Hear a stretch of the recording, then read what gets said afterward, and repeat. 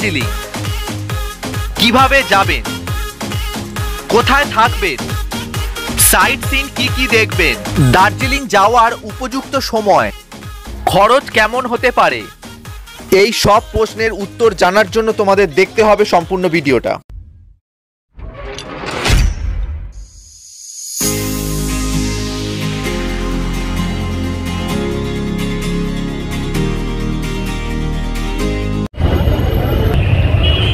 ঘড়িতে এখন বাজে ঠিক 9:18 আর এই মুহূর্তে আমরা এখন দাঁড়িয়ে আছি শিয়ালদা স্টেশন। আমাদের যাত্রাপথের সূত্রপাত এখান থেকে শিয়ালদা স্টেশন। আর আমার সাথে আমার সফরের পার্টনার আছে অরিন্দম। দেখতে থাকো আমাদের যাত্রাটা কেমন হচ্ছে, আর অবশ্যই সাবস্ক্রাইব করতে একদম ভুলবে না। আর জি এন্টারটেনমেন্ট সাবস্ক্রাইব করে বেল আইকন ক্লিক করে আমাদের পাশে থাকো, সাপোর্ট করো।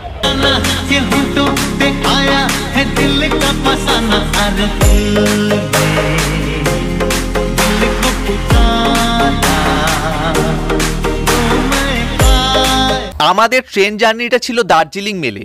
এছাড়াও শিয়ালদা এবং হাওড়া থেকে তোমরা পেয়ে যাবে পদাতিক express, Uttarbanga express, Teesta Torsa express, Kanchenjunga express, Kanchankanya express, শতাব্দী এক্সপ্রেস।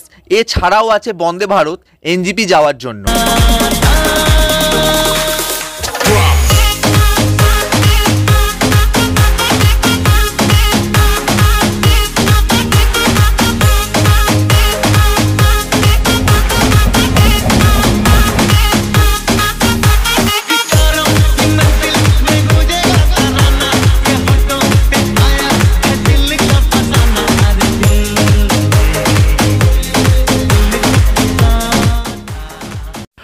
পরের দিন সকাল 10টা নাগাদ আমরা পৌঁছে যাই নিউ জলপাইগুড়ি স্টেশনে।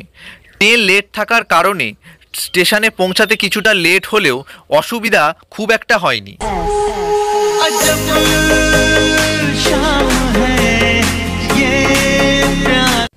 প্ল্যাটফর্মের বাইরে এসে দার্জিলিং বা গ্যাংটক যাওয়ার শেয়ার গাড়ি বা রিজার্ভ গাড়ি তোমরা পেয়ে যাবে ঠিক এখান থেকে।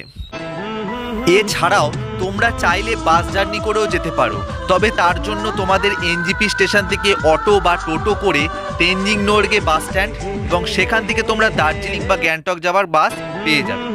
তবে আমরা করেছিলাম রিজার্ভ গাড়ি।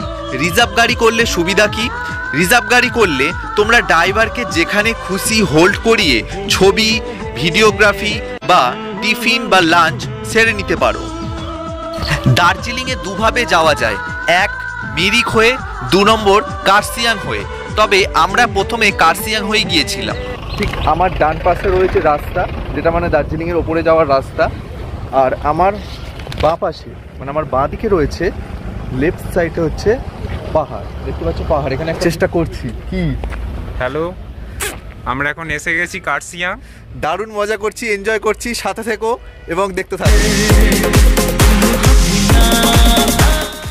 দার্জিলিংয়ে আমরা প্রথমবার, তাই আমাদের কাছে সবটাই খুব সুন্দর আর অপূর্ব।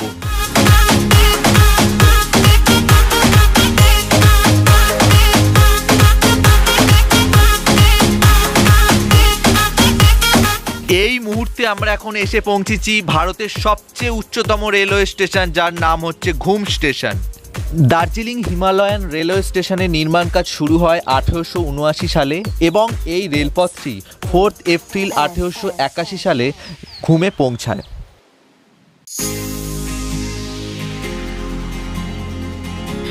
এই মুহূর্তে আমরা এখন চলে এসেছি হোটেল পাইন ভিউ। আমাদের হোটেল আগে থেকেই বুক করা ছিল, তাই এখানে আসার পর যা যা ফর্মালিটি করার সেগুলো আমরা সেরে নিলাম। নামটাকে বলুন। আমার নাম কমল রায়।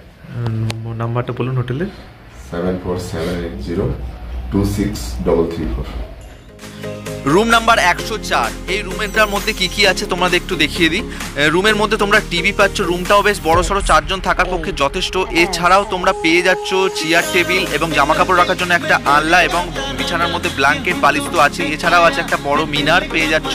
তোমাদেরকে বাথরুমটা একটু দেখাবো। বাথরুমে ঢোকার সামনে একটা থাকছে একটা ছোট্ট মিনার। এছাড়াও বাথরুমটার মধ্যে কুমোট, বালতি, মগ এছাড়া আছে। এর গরম জল, ঠান্ডা জল তো আছে। এই মুহূর্তে আমি এখন দাঁড়িয়ে আছি ম্যালের ওপরে। অসাধারণ একটা মুহূর্ত লাগছে, প্রচুর হাওয়া দিচ্ছে, ঠান্ডা প্রচুর আছে এখানে। চারপাশটা তোমাদের একটু ঘুরিয়ে দেখাচ্ছি।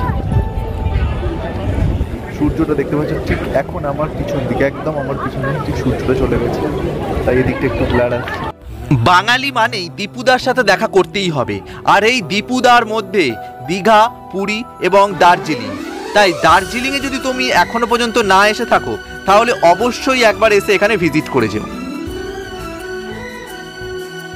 নিউ মহাকাল মার্কেট, এই মার্কেট থেকে তোমরা তোমাদের প্রিয়জনেদের জন্য টুপি, মাফলার, জ্যাকেট এবং বিভিন্ন গরমের জিনিস কিনে নিতে পারো।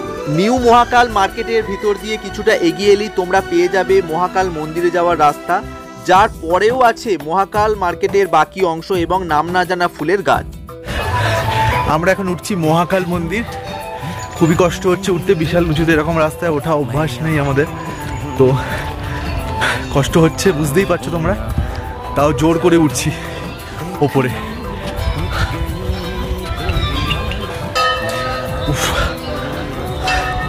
খুব কষ্ট হচ্ছে, তবু উঠছি, চেষ্টা করছি।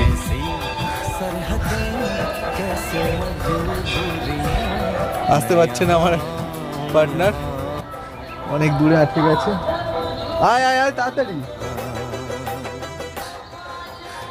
তো উঠবো ওপরে। মন্দিরের ওপরে 50% উঠে ফার্স্ট বেলটা বাজিয়ে দিলাম। বাকি অর্ধেকটা অংশ ওঠার জন্য তোমাদেরকে নিজেদের জুতো এখানে জমা রাখতে হবে, এর জন্য কোনো টাকা পয়সা লাগে না। আমাদের চারপাশটা বেশ কালারফুল, কি বন্ধুরা, তাই তো?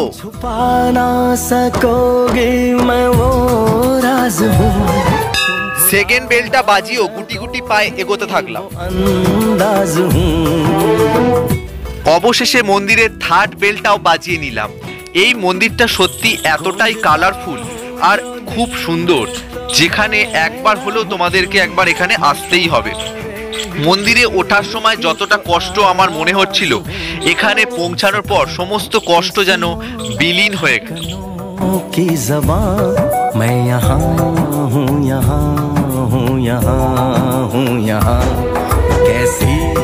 सरहदें कैसी मजबूरियां, मैं यहाँ हूँ, यहाँ हूँ, यहाँ हूँ, यहाँ।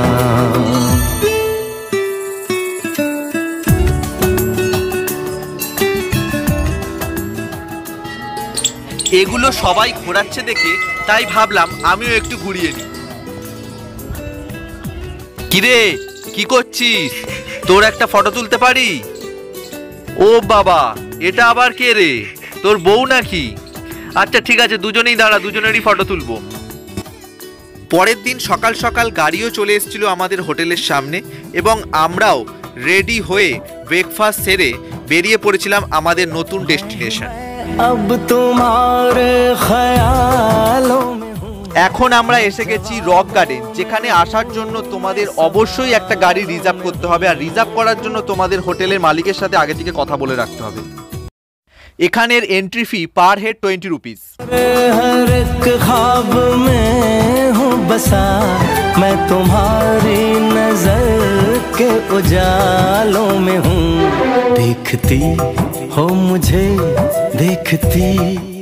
এই রক গার্ডেনে এলে তোমরা বুঝতে পারবে চারিদিকের পরিবেশটা কতটা শান্ত আর নিরিবিলি।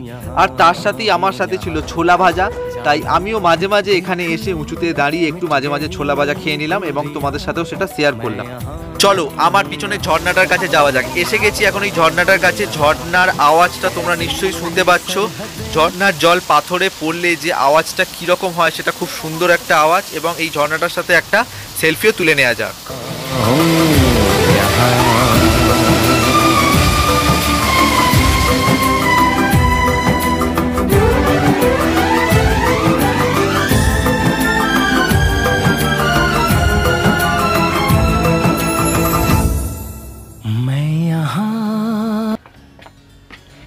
কেমন লাগছে মনেস্ট্রিটা বল?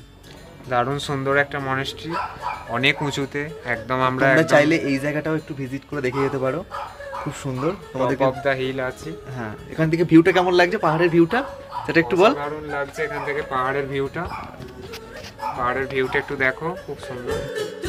दिल तो पागल है, दिल दीवाना है, दिल तो पागल है, दिल दीवाना है।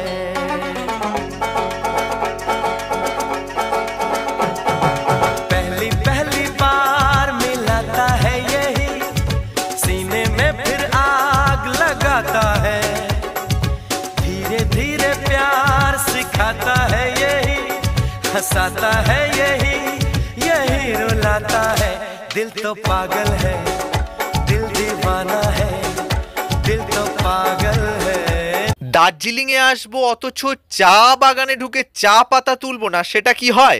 তাই চা বাগানে ঢুকে টেনে হিজড়ে ছিঁড়ে হলেও চা পাতা তুললাম এবং সেটা কেমন দেখতে হয় চা পাতাটা সেটাও তোমাদের সাথে শেয়ার করলাম। এরপর চলে এলাম তেনজিং রক, এখানে একমাত্র শুধু ট্রেকিং করার জন্য। ঠিক তার পাশেই আছে হনুমানের মন্দির। তারপর তোমাদের নিয়ে এলাম রামকৃষ্ণ মিশন, যেটি দার্জিলিংয়ের সবচেয়ে বড় একটি রামকৃষ্ণ মিশন। এখানে সিস্টার ভগিনী নিবেদিতা এখানে শেষ নিঃশ্বাস ত্যাগ করেছিলেন।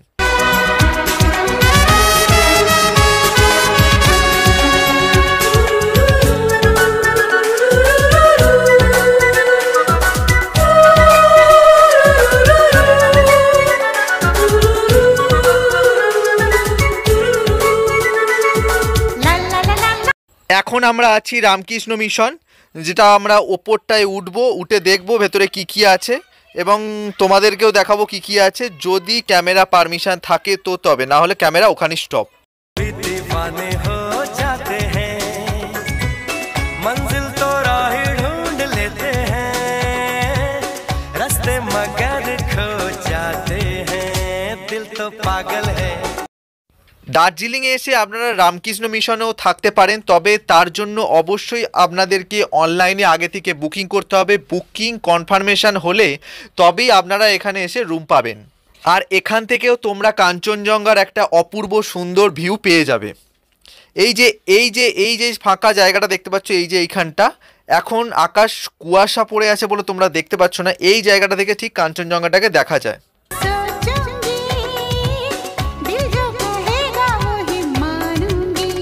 दिल तो पागल है दिल दीवाना है हाँ ये पागल है हाँ दीवाना है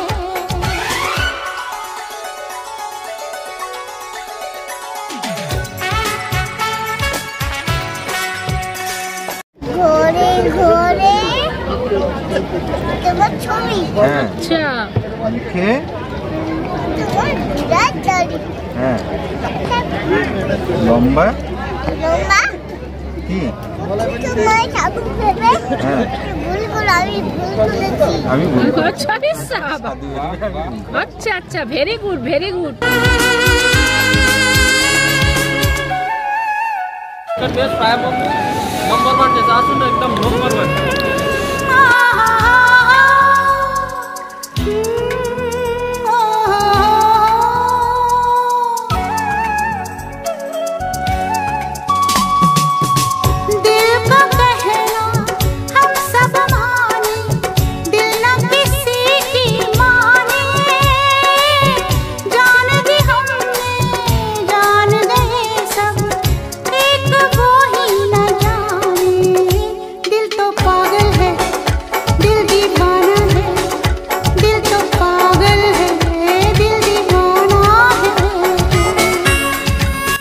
পরের দিন সকালবেলা আবারও গাড়ি নিয়ে বেরিয়ে পড়লাম দার্জিলিংয়ের কিছু অফবিট প্লেস। रहने दो छोड़ो ये कहानियाँ दीवानेपन की सब निशानियाँ लोगों की सारी परेशानी এখন আমরা যাব গোপালধারা টি গার্ডেন। है ये मेहरबानियाँ हो दिल तो पागल है दिल दीवाना है दिल तो पागल है दिल दीवाना है सारी सारी रात जागता है यही अखियों से नींद चुराता है धीरे धीरे प्यार सिखाता है यही हंसाता है यही यही रुलाता है दिल तो पागल है दिल दीवाना है दिल तो पागल এখন আমরা কোথায় আছি?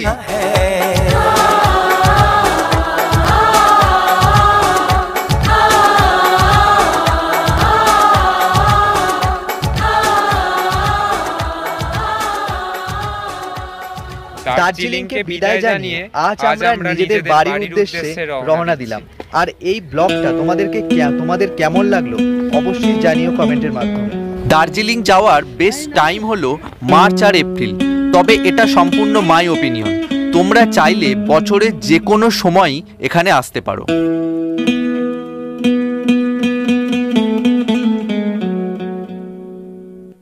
जादू तेरी नजर, खुशबू तेरा बदन, जादू तेरी नजर,